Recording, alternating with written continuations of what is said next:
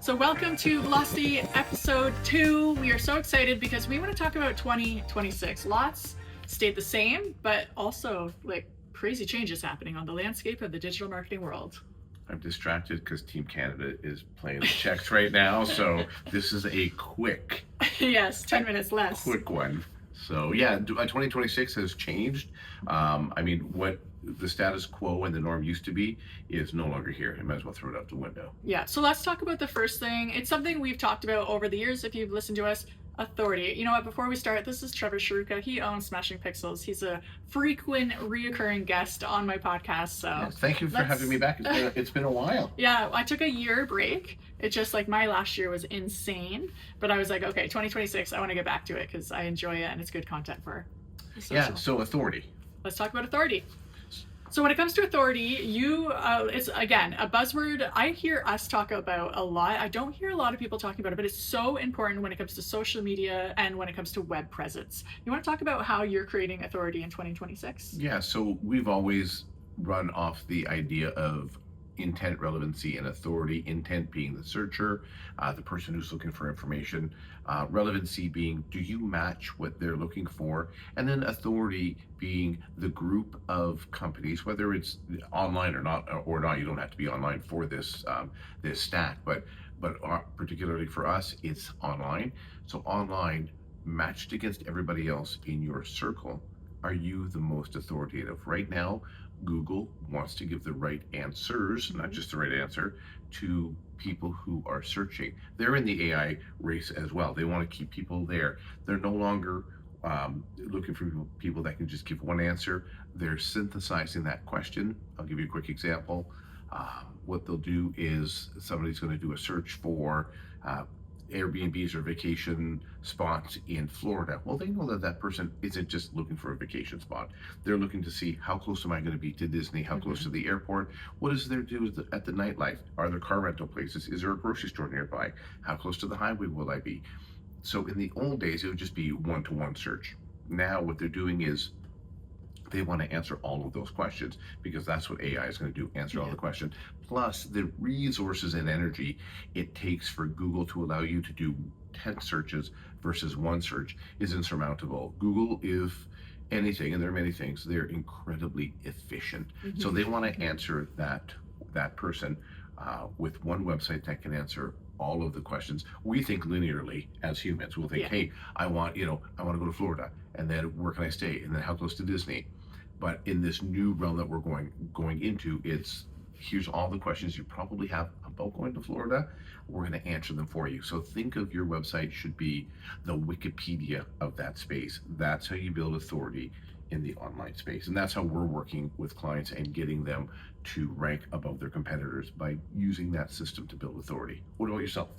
For me, I'm actually seeing kind of the opposite, if you will. I'm seeing the loss of authority on AI. So there's so many times people are like writing like 1,000 paragraph social post because you can tell what they did is plugged it into AI.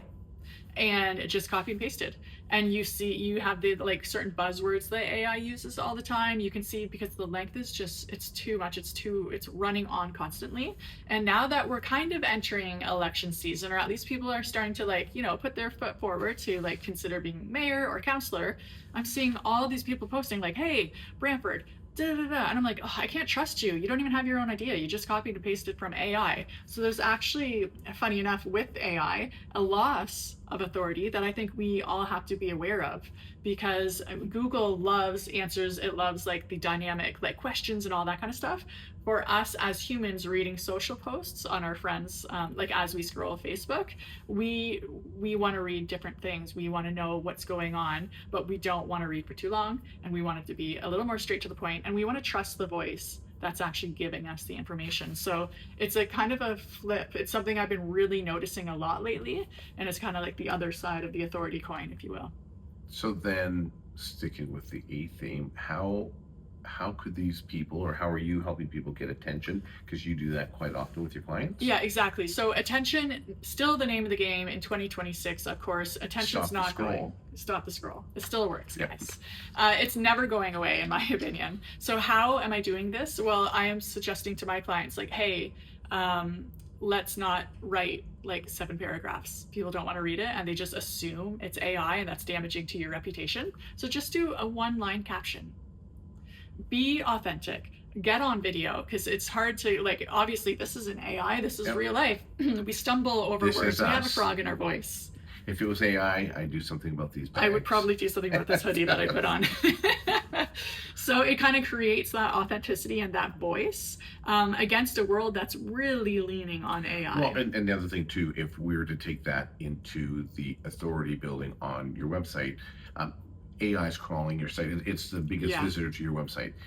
If you're just using content that was written by ChatGPT or Gemini, Grok, or any of them, it already knows that, so it's not going to hold it in its memory, because it's like, well, I already know this information. I wrote this information. Yeah.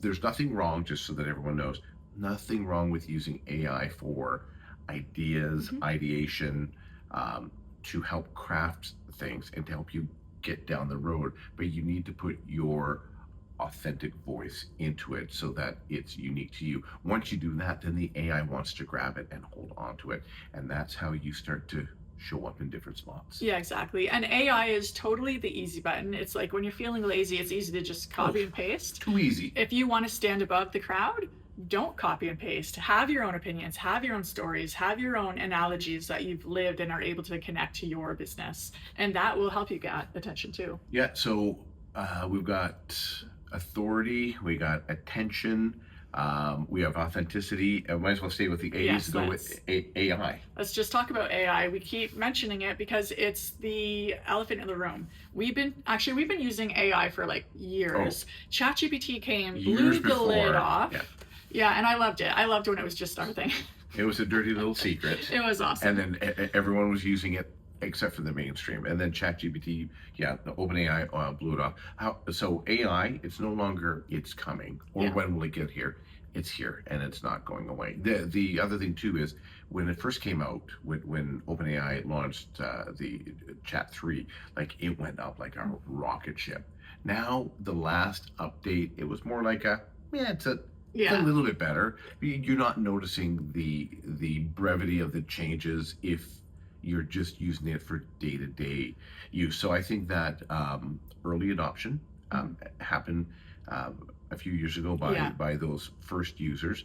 Now mainstream people are starting to use it. So it is still trickling up. It is getting better in a bunch of things, but it's not the same shift or the same move that we saw years ago. Oh yeah. Well, it's like going from the iPhone to the iPhone 3, or the iPhone 3 to the iPhone 7.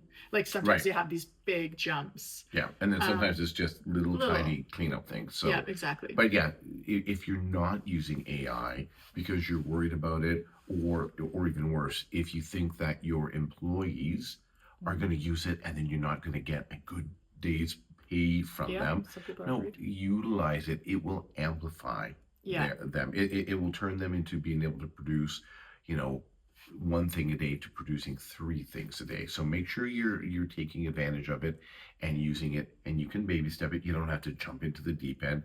You can start by helping writing things. That's where most people will start. Exactly. AI is a great tool. It's an amazing tool. But when you lean completely on it, that's when the power lessens. That's when Google doesn't like you anymore. That's when you lose authority. That's when people start saying like, oh, you don't actually have an original thought.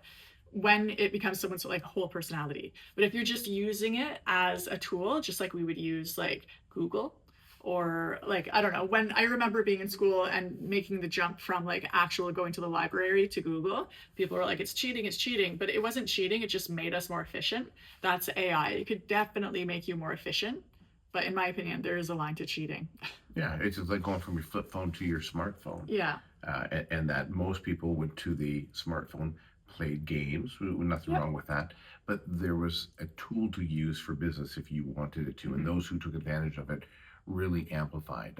One other thing I wanted to say about AI, you can use AI to help build authority, but it won't build authority for you.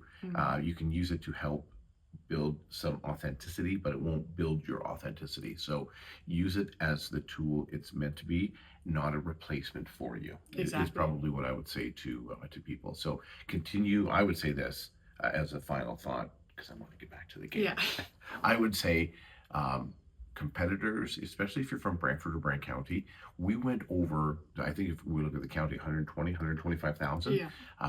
We're now big enough that companies from out of town, Brantford's no longer a milk run. Mm-hmm. They're sending their trucks into town, especially in the trades. They're sending their trucks into town because there's enough work here that they can do it. They have been doing marketing long before we've been doing marketing, and because the ones in Toronto went to Oakville, Burlington into Hamilton, into Brantford. So we're being eroded by market share the same way that Amazon eroded everything for your local retailer. So you want to make sure that you're continually adding to your website so you're staying relevant. Yeah, 100%.